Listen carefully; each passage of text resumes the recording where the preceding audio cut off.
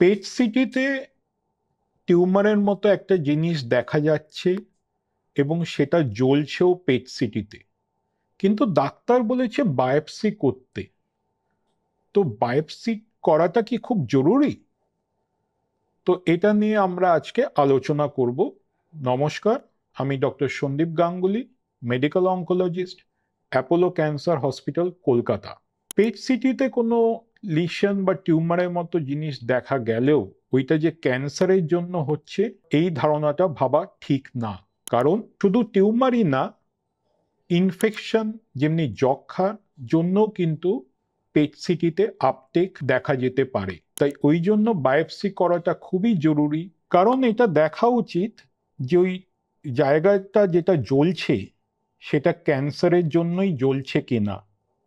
কারণ যদি ওটা টিউবারকুলোসিস বা যক্ষা যদি হয় তো তার ট্রিটমেন্ট আলাদা হয়ে যায়। তাই ওই জন্যই পেট সিটিতে কোনো টিউমারের মতো কিছু দেখা গেলেও ওইটা বায়োপসি করা উচিত।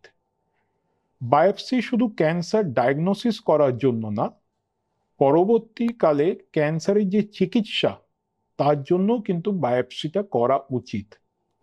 কারণ বায়োপসি থেকে আমরা টিস্যু নিই, সেই টিস্যুর উপর আমরা জানতে পারি যে এটা কি ধরনের ক্যান্সার এবং কিছু মিউটেশনস আছে কি নেই।